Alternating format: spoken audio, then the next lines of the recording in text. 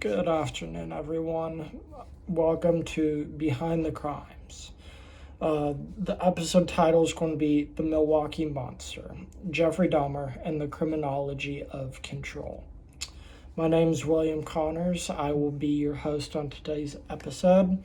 We take on one of the darkest chapters in American history of true crime in the case of Jeffrey Dahmer. I'm sure a lot of you have watched the Jeffrey Dahmer documentary on Netflix. I personally haven't, but I did write my paper on Jeffrey Dahmer as well as this podcast episode. So maybe if I find this really fun, I'll go take a look at the documentary. If it's good, let me know and I will watch it. So we're going to be looking into the case of Jeffrey Dahmer. We're going to take a deep dive into some theories that I think were part of the reason why he killed.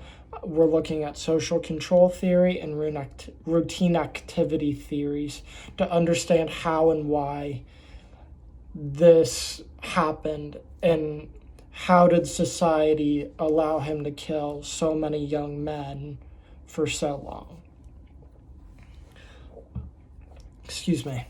Let's dive into the backstory. So Jeffrey Dahmer was born in 1960 in a small house outside of Milwaukee, Wisconsin. On the outside, his life looked pretty ordinary, but behind closed doors, his mother had severe mental health issues. His father was an alcoholic. And the household was always tense. There was always something wrong going on, always arguing or something.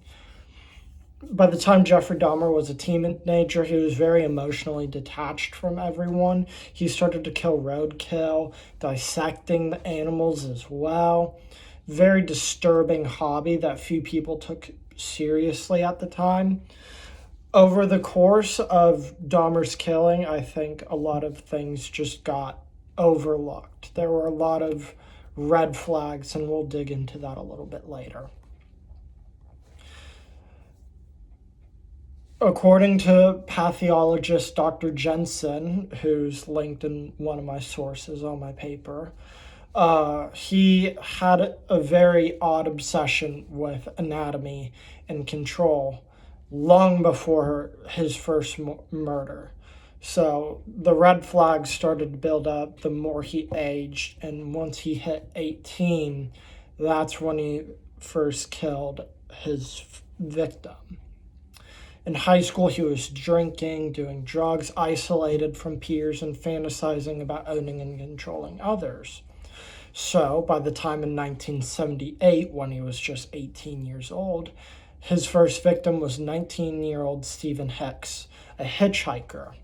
After spending time together, Hicks wanted to leave Dahmer's house, which is fine. We all do. We're spending time with someone and we're like, okay, I want to go home. Well, in this case, Jeffrey Dahmer didn't want him to leave, so Jeffrey Dahmer decided it was a great idea to go and hit him over the head with a dumbbell and kill him.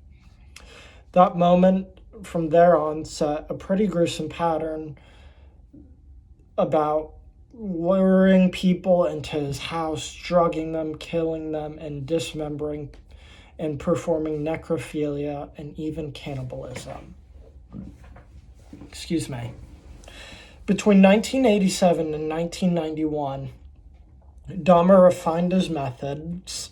He targeted men, mostly young gay men of color, vulnerable people often ignored by the system, so like past criminals. You could look at like prostitutes as well. Those are people who tend to be more ignored than other people.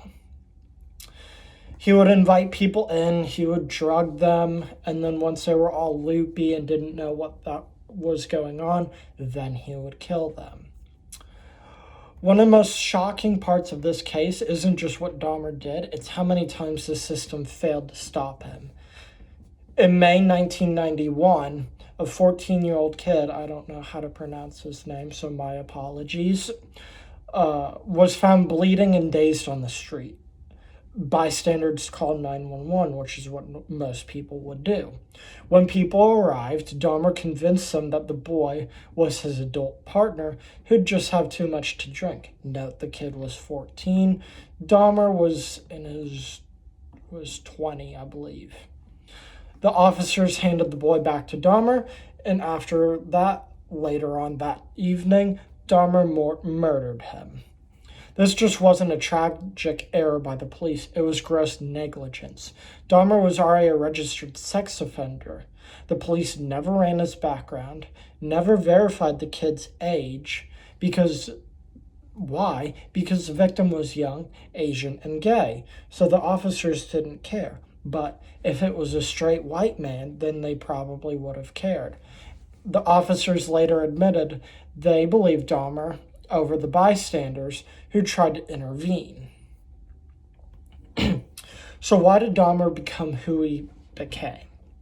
And how was he able to continue doing it for so long? Let's break it down through social control theory. This theory says people are less likely to commit crimes when they feel bonded to society, through family, school, friends, and work. Dahmer had none of that. His home was broken, he was isolated from school, he dropped out of college, got discharged from the army, couldn't hold down jobs, no one was watching him, nobody cared. He said in interviews that his crimes were about keeping people from leaving him. That sounds like someone who is desperate for control and just needs somebody with him. But he had no connection to the world. So, of course, nobody was there for him when he needed them. Now, let's talk about another one. Routine activity theory. This theory suggests that crime happens when three things come together: a motivated offender, a vulnerable victim, no capable guardian to intervene. That's Dahmer's case in a nutshell. He was motivated, his victims were vulnerable, sometimes homeless too, often people of color, and the police and community, they weren't there, or they didn't care, or they just didn't listen. What could have been done? First, Dahmer's behavior in high school, the drinking, animal mutilation, obsession with death, those weren't just things that normal teenagers are obsessed with. Those are major red flags, but nobody decided to intervene. We need stronger mental health support in kids, especially for kids showing signs of serious mental health illnesses. Second, I think law enforcement training could go a long way. I think police could be trained to deal with vulnerable individuals. I believe there are some police departments around the world who are trying to work more with that, especially with kids who are, nonverbal autistic kids, which is really sad, and they get pulled over and the police can't communicate with them. There needs to be a way that the police can communicate with them without them getting freaked out. I think the same thing needs to happen with this, where there needs to be a way that the police can talk to these kids without the kids freaking out, thinking that they're in trouble. Third, I think the community needed to be a bit more aware of what happened and show a bit more urgency, especially with lives. I think a lot of things just tend to be overlooked, and I feel like if they spent a little bit more time focusing on what was happening, then they could have realized, hey, this is happening, we need to stop it. So here are my final thoughts. Jeffrey Dahmer didn't operate in the shadows. He operated in plain sight. He found victims society had already forgotten about, and he knew nobody was going to watch him. His story isn't just about evil, it's about failure of systems, of people, and of accountability. But it's also a warning, a call to action, a reminder that we all play a role in noticing, caring, protecting, and refusing to look away.